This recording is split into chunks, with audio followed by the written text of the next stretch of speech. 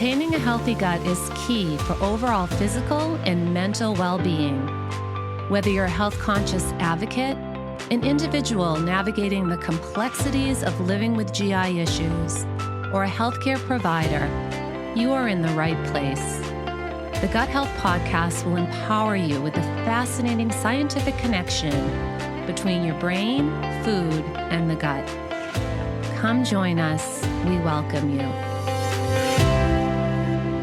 Hello, friends, and welcome to the Gut Health Podcast, where we talk about all things related to your gut and well-being. We are your hosts. I'm Kate Scarlatta, a GI dietitian. And I'm Dr. Megan Reel, a GI health psychologist. And today we welcome back a friend to our show, Dr. Brennan Spiegel.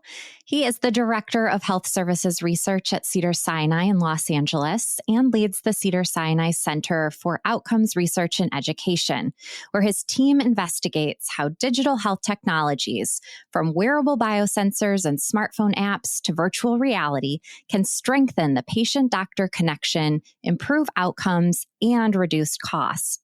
He developed one of the largest and most widely studied medical VR programs, helping establish the emerging field of medical extended reality, which applies immersive technologies to conditions such as pain, anxiety, depression, and IBS, all things we care about on this podcast.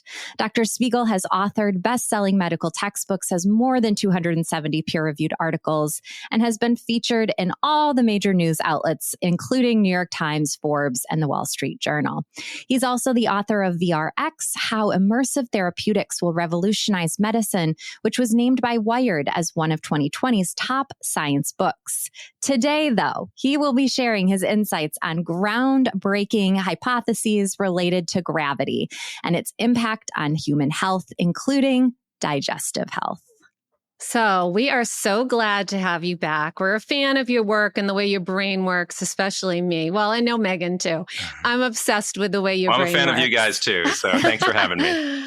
So we are glad to have you here. We are going to be talking about Dr. Spiegel's new book called Pull, which is going to be released October 7th. And I have had a preview, and it's just very insightful, intriguing, and novel, and a must read for really anyone. Don't forget to check out, we had him on for episode 13, where we talked about the vagus nerve and virtual reality for gut health. So check out that episode as well. So welcome back, Dr. Spiegel. Well, thanks so much for having me. And hey, the vagus nerve has to do with gravity too. So who knows? We can bring it all back to gravity. Oh, yes. Let's bring that in. So we know that gravity doesn't just keep us on the ground. It shapes our bodies, minds, and even our emotions. And in Pull, Dr. Spiegel reveals how this invisible force influences everything from digestion to depression, and how building gravity resilience can help us find balance, stand stronger, and live longer. And I just want to interject here because, I have a lot of questions about your book and this paper that you put out with gravity and IBS. We're all dealing with gravity, but it's about having good gravity resilience. So can you just quickly talk about that before we get into myth busting with you? Yeah, absolutely. Well, thanks for that starting point, because if you take a step back, right, gravity was here long before we were. And it'll be here long after we're gone. So it stands to reason that every part of your body, not just the gut, even the microbiome inside the gut, every tendon, every organ, every bone in your body, even your brain, evolved to manage this fundamental force of physics. And so the better we do at managing it, the more resilient we are to it, the more we thrive and survive. And so that's the idea behind biogravitational medicine. It's like a fish is to water. A fish swims in water.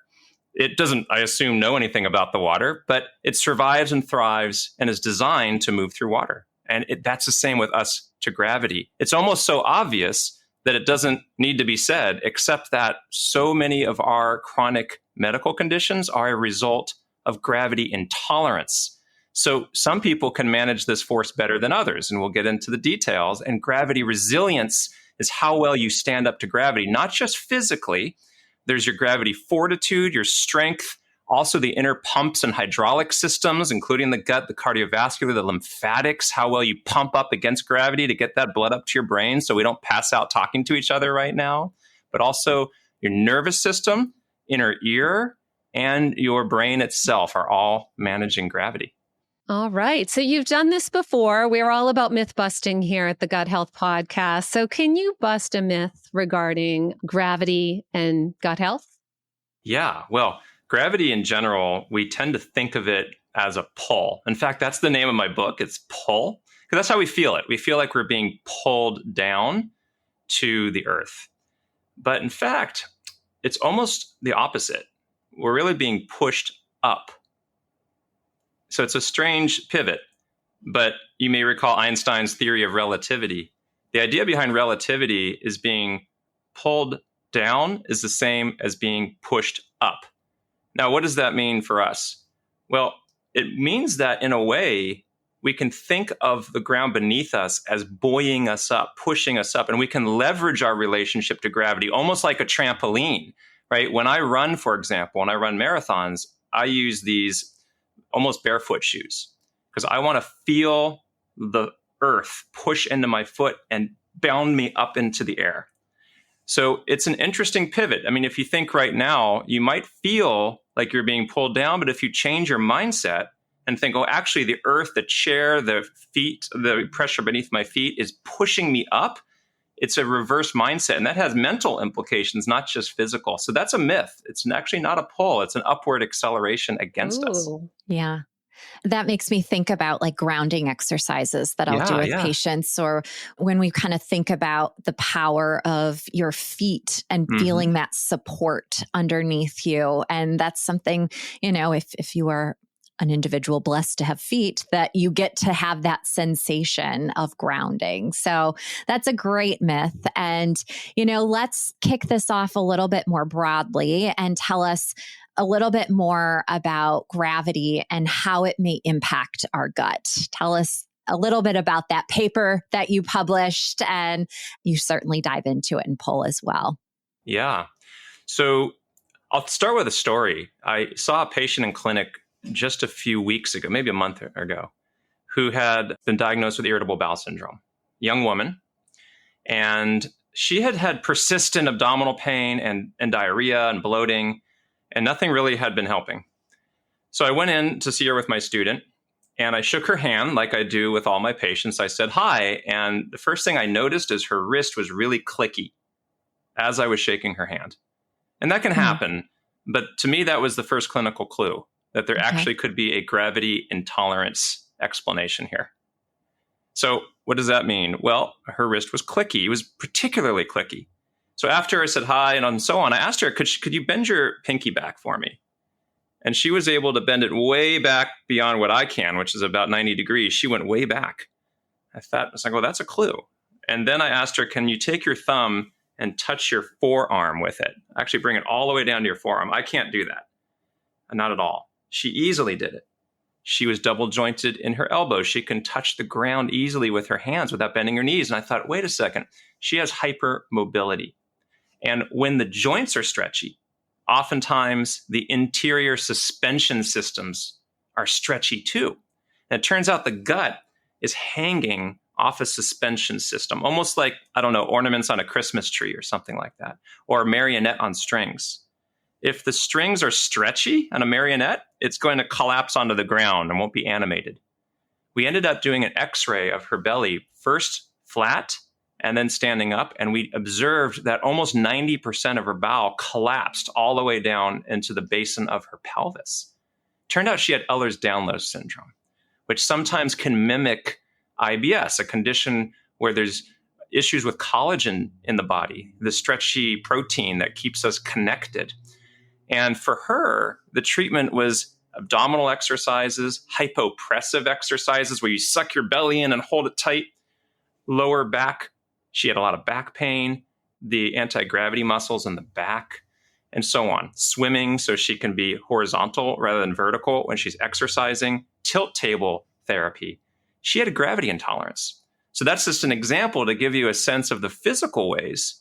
And when that happens, the gut compresses down. It's almost like a garden hose that gets kinked and it gets backed up with water. So she had bacterial overgrowth as a secondary consequence of this accordion-like compression of her intestines because she was intolerant to gravity. She also got lightheaded when she stood up too quickly, which is another form of gravity intolerance.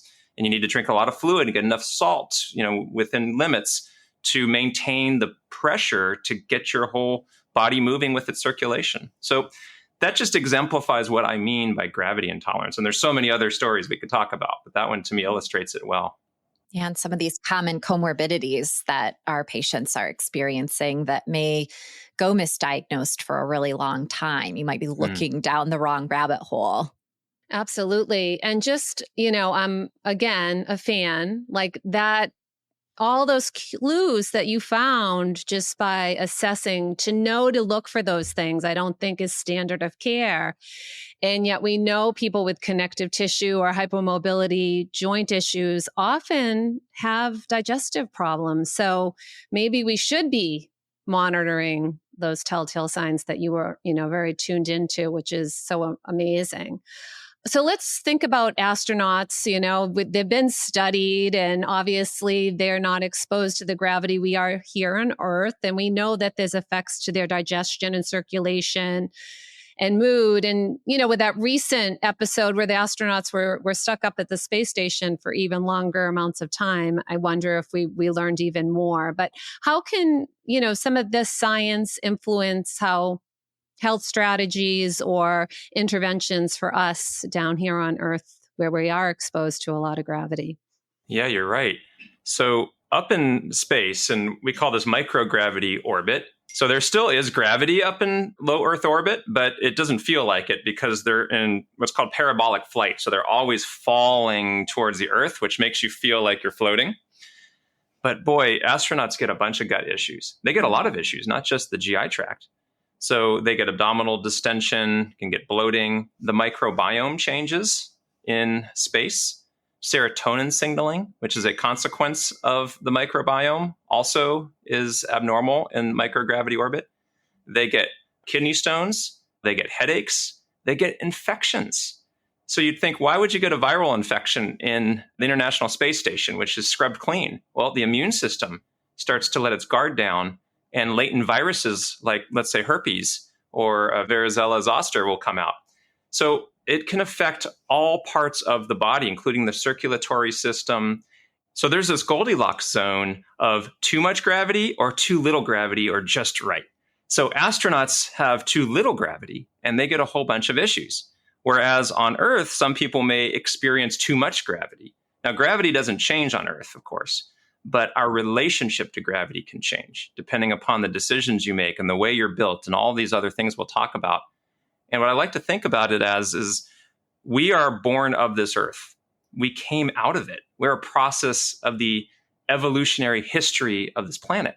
So what that means is our body is designed to take in all the data from the world. Literally, the grounding exercises we talk about are about feeling the floor, interpreting it through our nervous system, and then creating a mental model in our mind, physical and mental, about where we are in relation to this planet, like Mother Earth.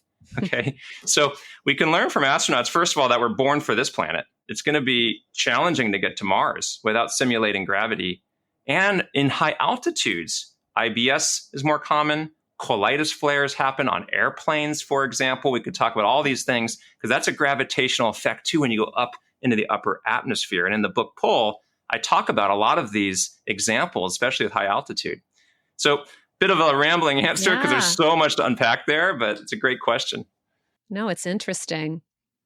As we make this pivot to thinking about, certainly it affects our internal organs and our physical health. Your book talks beautifully, and I love that it incorporates the mental health effect of gravity as well. And in fact, if you don't mind, I just wanted to kind of highlight something from your book that you shared, and research really showing that adopting an upright posture can have a measurable effect on our mood, and how we physically hold ourselves against gravity can influence our emotional state, you wrote. And so tell us a little bit about your perspective on gravity and depression and mood. So think about what it would feel like if you were on a bigger planet right now with more gravity. more pull on your body. Getting out of bed would be difficult. You'd be exhausted all day. Your shoulders would literally be slumped over. You'd be staring at your toes. You would not have the energy to engage with the world. You would feel physically and emotionally down. Even the language that we use, I feel down in the dumps, right? Down in hell, right? Up in heaven. I feel high, literally high. Okay, serotonin exploding in my brain from a psychedelic. You're high. Okay. Church steeples point to the sky. We look to the heavens for inspiration. Up is good and down is bad. And that's not just a metaphor, it turns out. Our brain literally has a verticality to our neuropsychology. It's born into us from birth. Even little babies know. And there's been really interesting experiments to show this. So in a way, depression is misinterpreting the force of gravity, especially in the insula, which is a part of the brain that's taking in all of this data about gravity. And we get confused about what the actual amount of gravity is. And we feel too much pull, and it brings mind and body down. And in a way, anxiety is almost like you are falling, and depression is fallen. So on a roller coaster, people get butterflies. That's their gut telling them, like, you're about to die. Like, we're not supposed to fall 20 stories. Some of my IBS patients do not want to go on a roller coaster because they feel those gut feelings all the time. It's almost like a metaphorical fall. That's what anxiety is you're going down. And what's at the bottom? This is kind of poignant.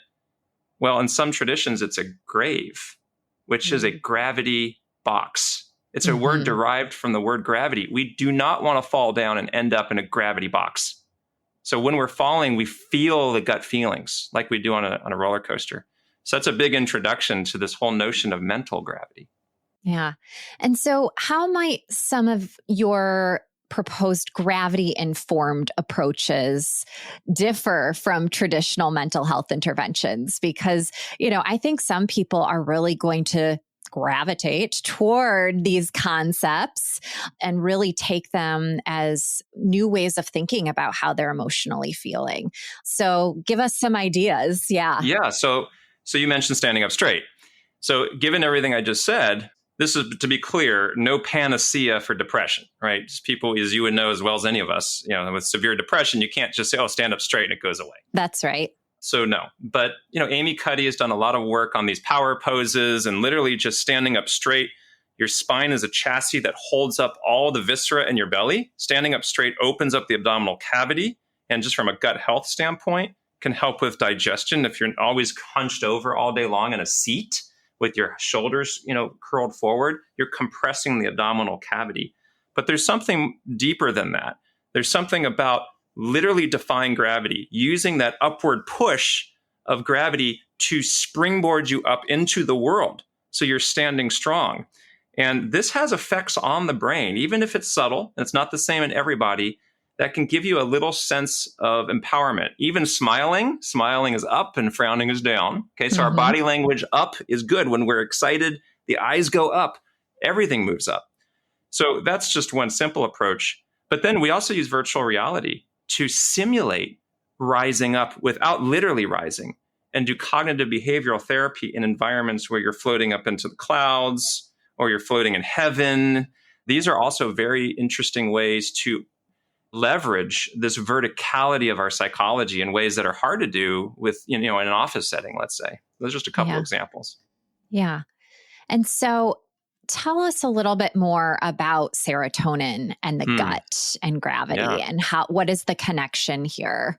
Yeah. So most people think of serotonin as sort of a happy chemical that's in the brain. And it is that. It can help elevate mood. Just think about that word, elevate. That's anti-gravity. We're raising up mood. And it's low in depression. But we spend a lot of time talking about brain serotonin when in fact 90 to 95% of the body's serotonin comes from the gut. And I'm going to guess this has come up in a lot of your discussions over time on this podcast. Oh, yes. But it's always surprising. And it turns out we need a microbiome to create serotonin, which is one reason why among many, infants and little babies can't walk yet. They don't have serotonin. They're busy forming their microbiome to kickstart serotonin production, which is vital to stand up. It primes your muscles, serotonin. It primes the cardiovascular system so that the pump and tubes can push enough blood up into your brain in an upright stance. Of course, the gut itself is moving in all directions. No matter if you're upside down, you can digest food because of serotonin. And so serotonin is a gravity management substance. And if we have an abnormality in the microbiome serotonin complex, we'll call it, one could see how you might get lightheaded or dizzy or have abdominal pain or get some swelling in your body, ankle edema from low return of blood or lymphatics, baroreceptor reflex, which is a system in your body that tells you if you're standing up to increase your blood pressure quickly and not pass out, serotonin. The inner ear, the vestibular system that keeps you from toppling over, serotonin. So this is why people on SSRIs who withdraw quickly from SSRIs sometimes get very dizzy because their relationship to gravity has literally changed because the serotonin levels are changing so rapidly in the inner ear that you've lost your relationship to the planet. It's extremely disorienting, depersonalizing, derealizing. So serotonin is very profound. It's not just a happy chemical. And, it highlights this bidirectional relationship between what happens in the gut and what happens in our brain, and why we see these comorbidities of anxiety and depression in high prevalence with some of our gastrointestinal conditions like IBS, as well as inflammatory bowel disease. So again, giving us different ways to think about targets for treatment. And you're certainly right that standing up straight is not going to be the end-all cure for somebody with major depressive disorder. But I do think you're giving us a tip and a trick for, if you're just having a hard moment, if you're having, a really busy day, I would think of some of that from a mindfulness-based perspective of taking a couple moments to have a deep breath, but also sit up straight, open the chest, pull the shoulders back, put that head up toward the heavens. And there is some science to support that can help with then grounding yourself and moving back with maybe a little bit more motivation, a little better concentration and energy.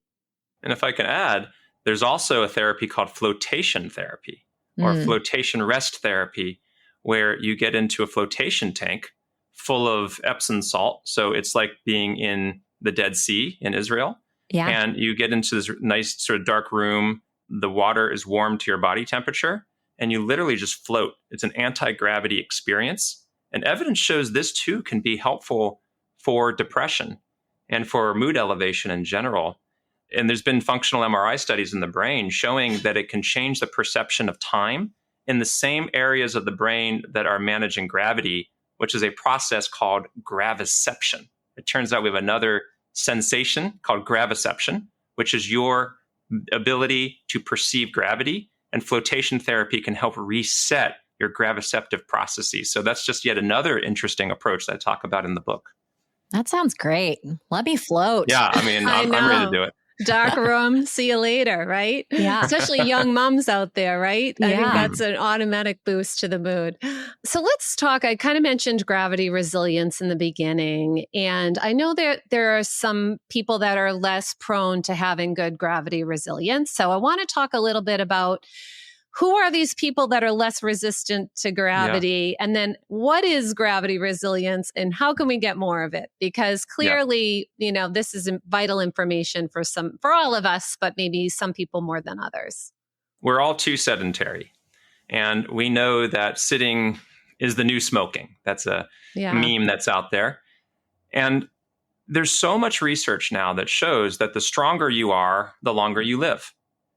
The lighter you are, the longer you live. And of course, the types of calories that you take in are all important. And we're going to, I'm sure, talk about this. And so why is that? Well, because that helps you fight gravity better. As we age, gravity doesn't change, but our relationship to gravity changes. We become a little bit weaker. We become a little more frail. We start to get literally pulled down to the earth. Kyphosis or lower back curvature starts to come into some older individuals. So the way to become gravity resilient to start off with is to become stronger. So I use a standing desk. I'm standing right now. I typically, although not right now, wear a 20-pound weighted vest all day long. I wear ankle weights, 20 pounds on each ankle. I use a balance board to constantly practice my balance while I'm working. Sometimes I step in place at my desk. And it turns out that there's something else in the body called the gravitastat. It's like a thermostat in your body for weight. If you suddenly put a lot of weight on your body all at once, not gradually over months and months, but all at once, the bones feel the compression. And they say to the body, to the brain, essentially, hey, things got heavy, like gravity just changed. We need to increase metabolic rate. We need to lose weight. And in fact, there's research that you can lose 4 pounds in about 4 weeks just by wearing a weighted vest all day. And now there's this new trend of rucking where you run around, you might see people with weighted vests or backpacks running, comes from the military mainly. Very effective. So this is one way to become more resilient, is just to strengthen your body. Okay. So what about conditions that are, you mentioned hypermobility. What are some other conditions maybe that would make someone less gravity resilient? Yeah. Well, lower back pain is a form of gravity intolerance, just starting with the most common condition, because we can get into POTS and mast cell activation and a lot of these conditions that I know your listeners care about. And those are forms of gravity intolerance too. But if we just start with lower back pain, that is a form of gravity intolerance. We originated as 4-legged creatures. And it's only in the last about 10% of our evolutionary history that we stood up. And as we stood up, all the systems had to reshift, including the gut hanging down. The back suddenly has to port around the sack of potatoes. We got a sack of potatoes in our belly. It's the gut. And some people are better at carrying around that sack of potatoes than others. And it turns out there's a few ways we do it. Lower back, strengthening that back, pulling up the diaphragm. Diaphragm is the top, like the ceiling tack that pulls up that sack of potatoes. The mesentery are the suspension cables on the inside that, if they're caked down with too much fat tissue, cannot work well. The gut can get sort of tangled up, compressed.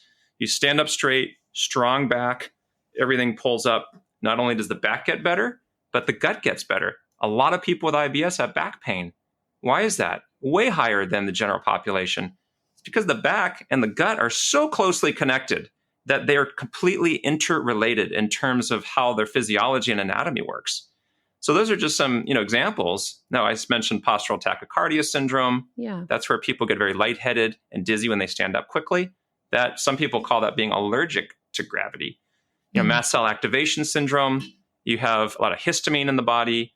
Blood pressure drops. People get lightheaded, tachycardic. Their heart starts to go quickly. Those are signs that your neurophysiology is not managing the force of gravity.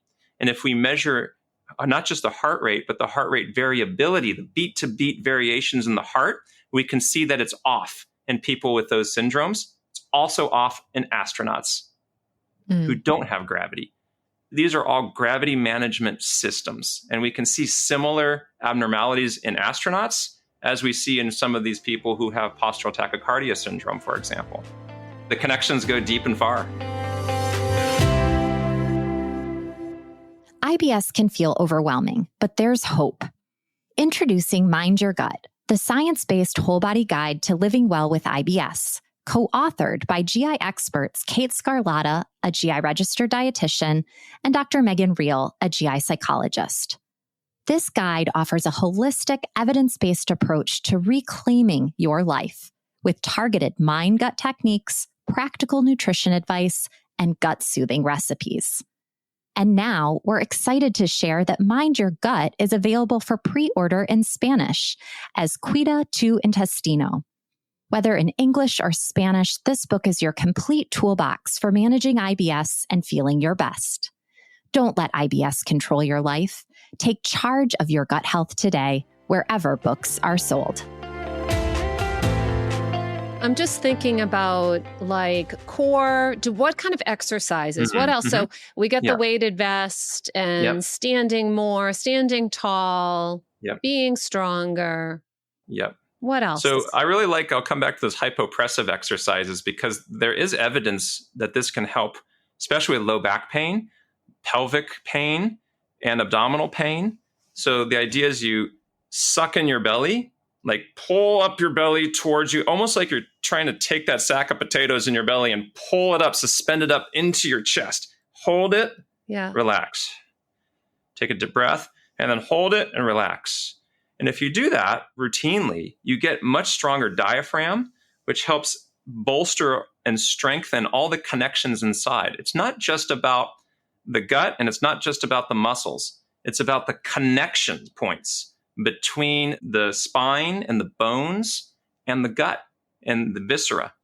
This is called tensegrity. That's a term that means tensile integrity. And the way I think about that, it's like a tree can bend in the wind but not break. Mm-hmm. We want to be resilient, meaning we can bend but not snap. This is why Tom Brady was the most durable quarterback ever in the NFL. He wasn't the biggest guy. No. He actually learned to strengthen his inner connections and become physically resilient. He changed the way quarterbacks trained using resistance training and bands and not necessarily just bulking up. Gronkowski was a big guy who had ACL injuries and shoulder injuries. The biggest guys in the NFL often get injured and they're out because it's not just about how big and strong you are. It's about how the inner connection points are moving together as one seamless unit. We have seams in our body. And so part of this hypopressive activity is not just bulking up the abs, which you do with sit-ups, but strengthening the diaphragm, the tendons, and all the connection points on the inside to bolster and hold up the gut and the entire core. And it's not talked about, right? It's not talked about that much, really. No, not at all. I was thinking, we do work with people in the psychology space on resilience from the emotional standpoint. And we have research that shows that those that are more emotionally resilient, have better outcomes. We see this research in inflammatory bowel disease. And so it is a modifiable factor. I always like to stress for people that even if you feel like you're not the greatest, you're not the most resilient, we can work on that. And similarly, from a physiological standpoint, it sounds like it is something that is modifiable and we can really work on that too. That's a great analogy. And I think it's more than an analogy. Sometimes we think we're just talking in metaphors, but actually mental resilience has the exact same concepts as physical resilience. And really, we've talked about this in my last podcast. Mental and physical are in a way one and the same. Right. And so I think about the body as an extracranial extension of the brain. The brain is in this control center and it sends out, and it comes right out of the skull and it forms in this seamless way into this entire apparatus that is our body that is informing our brain at all times. So when we talk about resilience, it's physical, it's mental. These are just words that we use, but what it means is you can bend without breaking, whether it's mentally, physically, or both. And this is why study after study shows physical strengthening, exercise, cardiovascular, fitness, all of these things improve mental health. That's right. Bend without breaking, people. Let's do That's it. right. Exactly. So should we talk about diet and how this plays Hello, yes. We can't not do that. We got to get you in on this. I want to get in on this. I've always been a little obsessed with serotonin. There was a researcher at MIT, Judith Wertman, that did a lot of serotonin and diet relationship research early in like the 1980s. And so this is something I've kind of tracked, throughout time. But I know you have this Stack 10 and you talk about how diet can enhance serotonin levels through use of tryptophan-rich foods. So let's chat about that. Yeah, absolutely. And I'd love to hear your thoughts about this. So we just got finished talking about exercise and cardiovascular fitness, how it can improve mental health. It also can improve serotonin biology. So you can boost serotonin through these activities. But in order to boost serotonin, you have to have the substrate for serotonin available, and that's tryptophan. So tryptophan is an amino acid. It doesn't get manufactured in our body. We need to ingest it through our diet. So thinking about how to enhance tryptophan levels in the body through the diet is the idea behind what I call the Stack 10 diet. Now, I kind of just made that up. because it just sounds good. But no, the way I think about it is try to stack my diet with 10 foods that are all known to be, rich in tryptophan. And I'd love to hear your thoughts about this, Kate, because every food isn't necessarily right for every person. Right. But, salmon and seeds, that would be the S. Turkey, of course, you think about people get all sleepy on Thanksgiving, and some people think that's because of tryptophan, which can lead to serotonin and then to melatonin. So these are all part of the biology of tryptophan. The A is avocado, I have to remember. The C is chicken, and then chickpeas. And chickpeas, I hear, are a little controversial for some people, but chickpeas. K is kidney beans. And then that's the stack. And then the 10 is T for tofu, E for eggs, and N for nuts. So I'm sure there are many other foods that have tryptophan in it, but that's how I remember the key ones. Yeah, no, I'm with you on that. I mean, not everyone's going to be, amenable to all the different choices, but I think that's what's nice about having a variety of different selections for different people. Right. Yeah. Are there any other foods that come to mind that I should be including or that you recommend for serotonin or tryptophan? Not really. It was interesting, and I have to look back at this Judith Wertman, but she had some carbohydrates that she pushed without having the protein. So it was like almost she had more of a dietary pattern that made it different. And I'll pull that research and attach it to the show notes. Again, this was back from the 1980s, but these are really tangible things that most people can include and may not be including enough of. So I'm in agreement with your list. I think it's great. Great.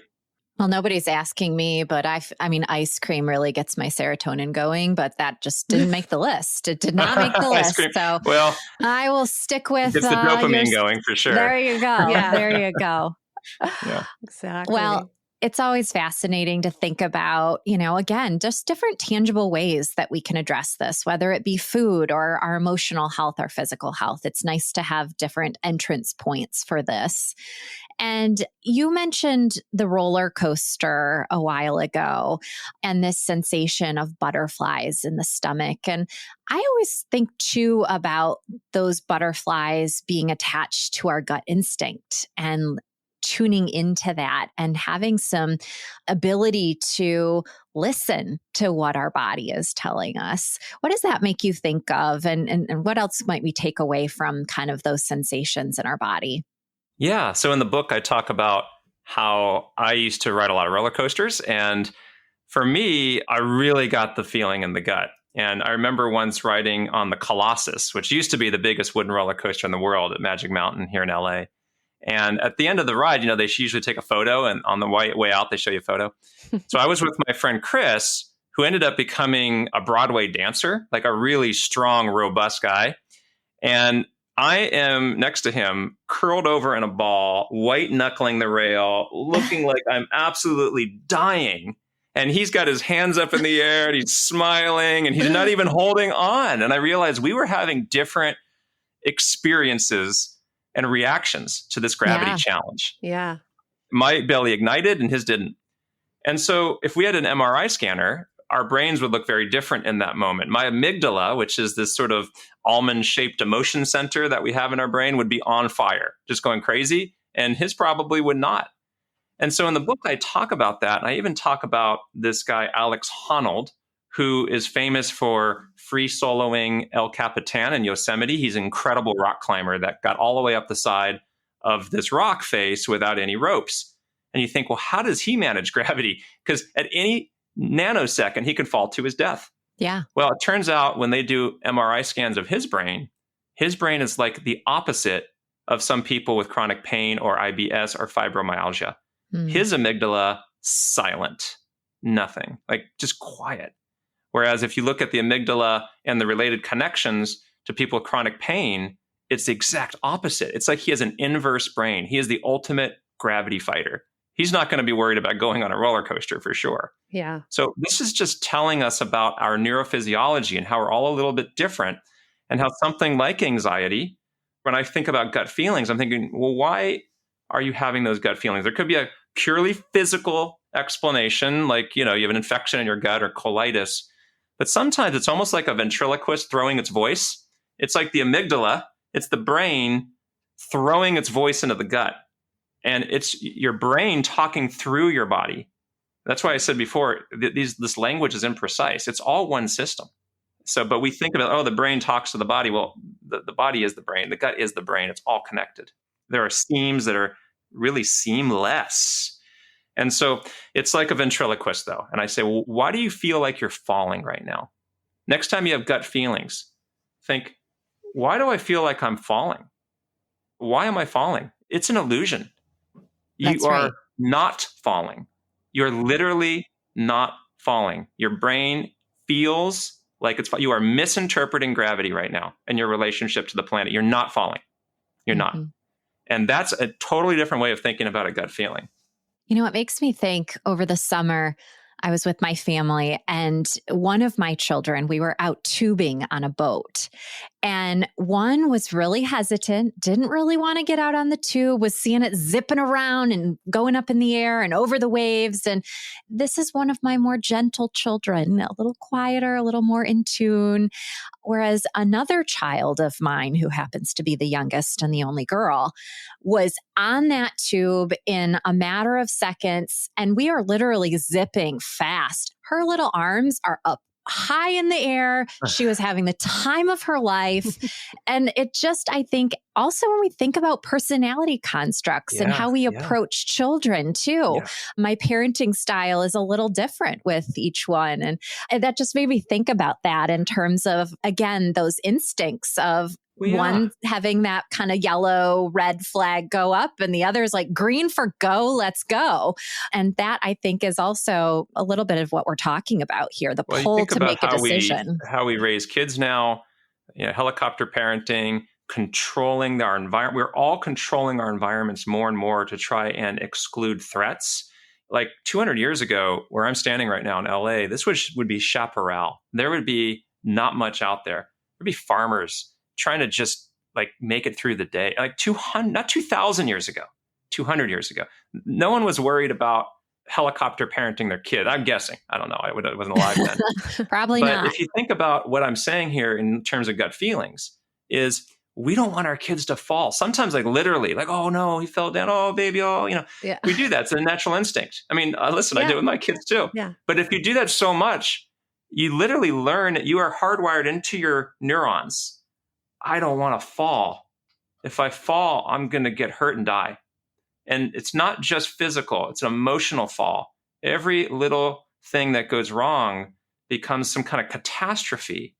And if you're raised that way, I have it in me too, then you start to misinterpret things around you as catastrophic threats and you feel as if you're falling. And I think that's one reason gut feelings are so common and anxiety is so common, not to mention social media and all the other factors. Yeah. But my point is like we're changing as a species how we think about managing threats. And it's been so rapid in such a short period of time because of technological advances in our civilization that we bear no resemblance to the people we were just 100, 200 years ago. So that's something we need to wrestle with.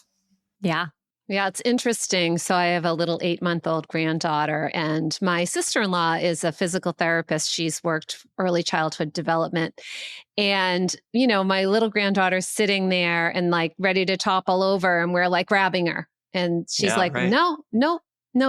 Like, obviously, if it's a safe ground, right? She's like, let her kind of figure out what's going on so she can readjust and learn how to fall, and also learn how to sense I'm almost falling, I need to correct or whatever. You're learning, they're practicing graviception. Exactly. And I almost feel like arrested graviception underlies some of the mental health issues that we deal with. If you don't allow a developing life, whether it's a human or an animal or whatever, to learn how to balance, and it's not just physical, it's the mental physical relationship to this planet. And we are so advanced in our mental capabilities that we can transmute those physical phenomena into mental phenomena and then have our own mental gravity map in our mind's eye. And if that's off a little bit and you're misinterpreting your relationship to this planet, what could be more upsetting to somebody than feeling as if you're literally not born for this planet? Right? Mm-hmm. You can see how if you feel like you don't belong on this planet, physically, emotionally, it's too much gravity, you can see how things can get really dire. But it also has implications if you rethink about what that means and how we can reverse that and how we can try to strengthen the body, strengthen the mind, flotation therapy, vagus nerve stimulation, tilt table therapy, elevating cognitive behavioral flotation meditation. I mean, we can go on and on. That's to me the whole big picture about how to reverse this graviceptive mismanagement.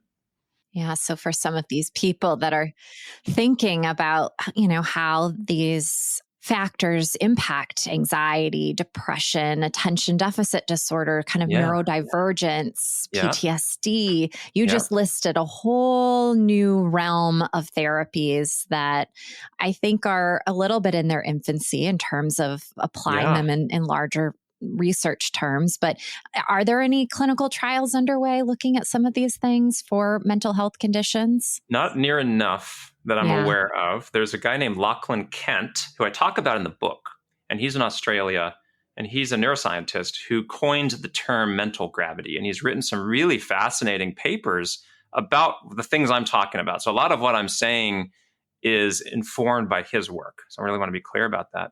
And, he has laid out a framework that I think is ripe for examination. And there's very few people thinking like this right now, but I think there's something much bigger story, and it's so fundamental. I think what happens is we get caught up at the wrong level. It's important to know what peptides do or what this does or what this microbiome does.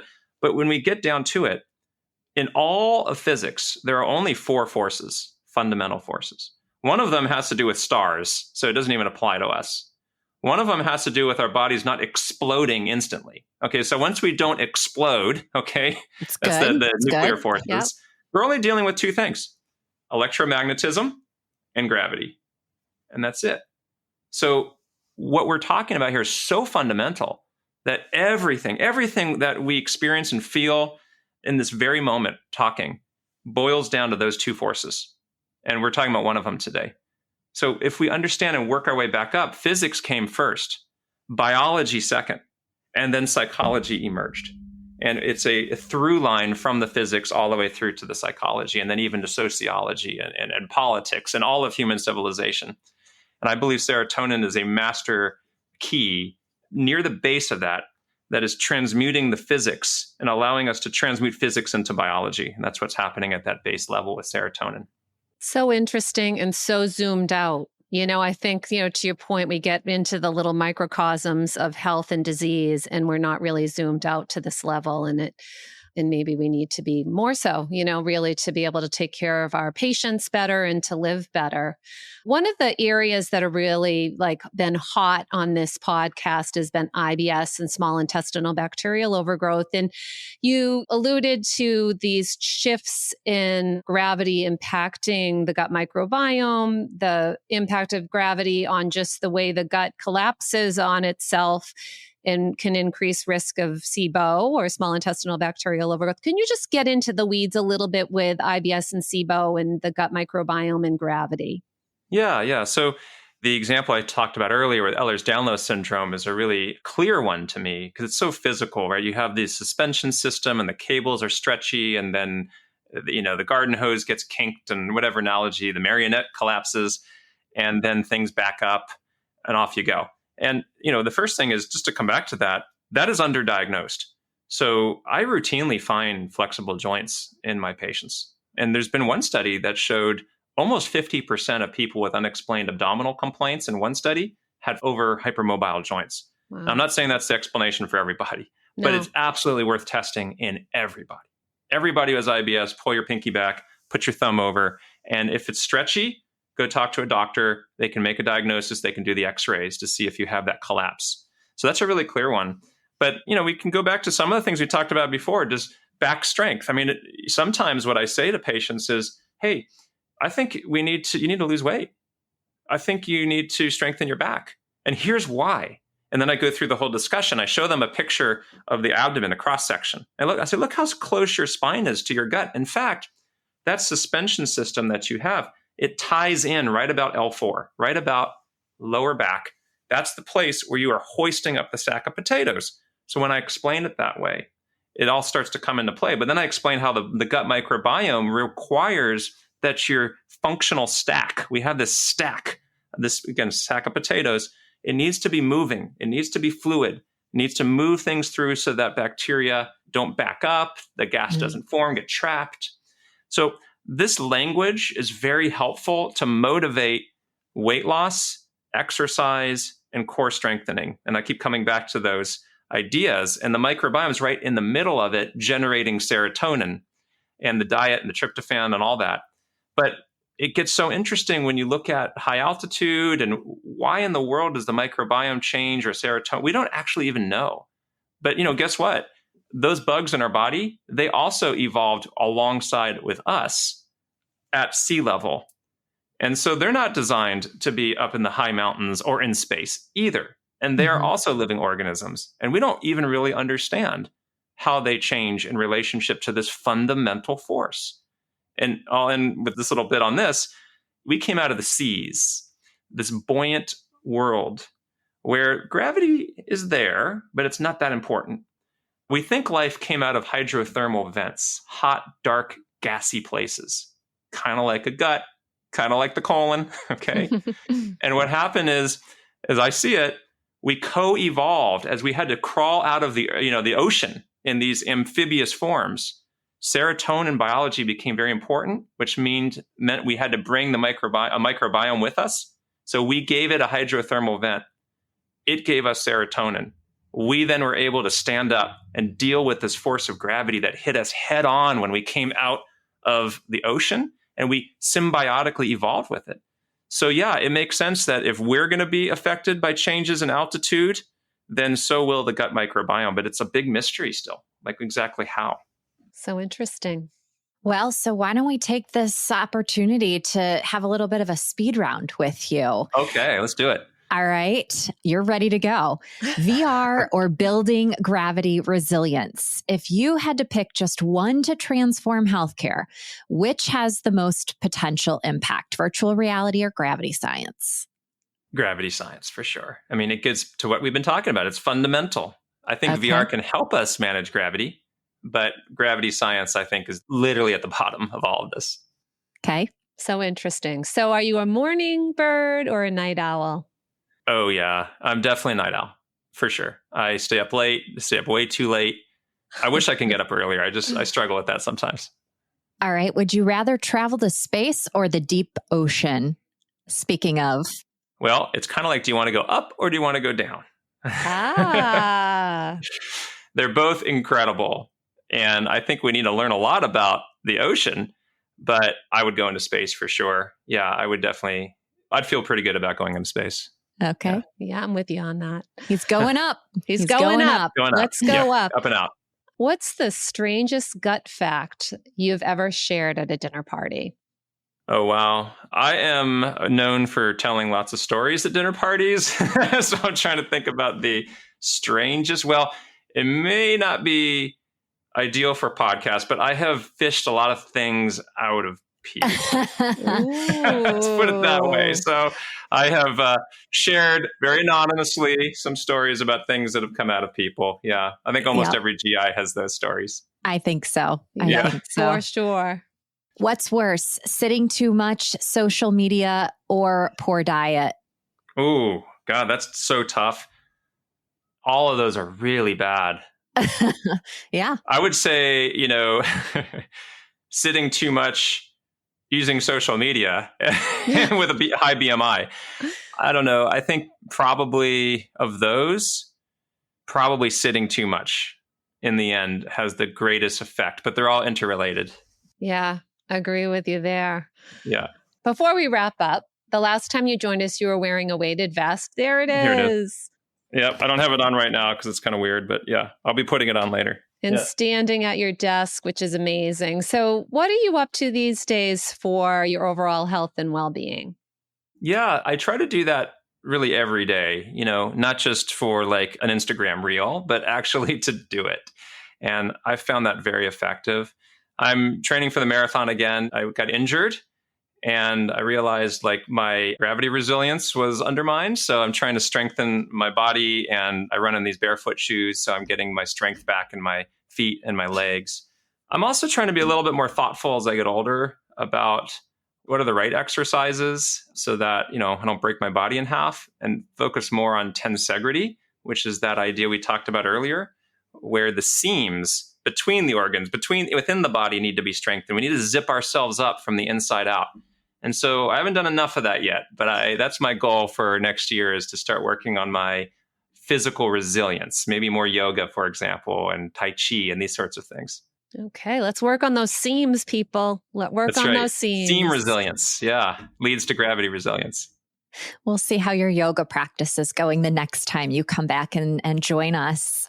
Thank you so much for coming on and giving us a really new perspective on something that's certainly universal but invisible, which is gravity. We're all dealing with it. And so, friends, if you enjoyed today's episode, don't forget to check out Dr. Spiegel's very new book, Pull.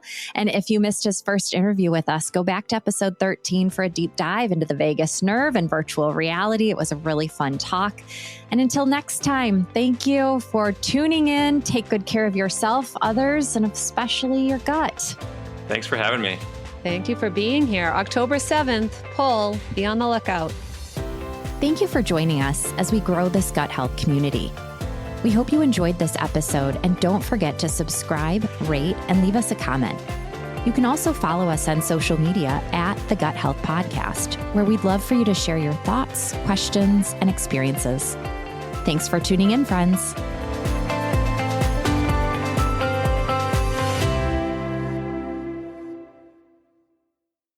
Thank you for joining us as we grow this gut health community.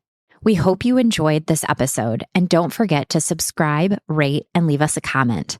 You can follow us on social media at The Gut Health Podcast, where we'd love for you to share your thoughts, questions, and experiences. Thanks for tuning in, friends.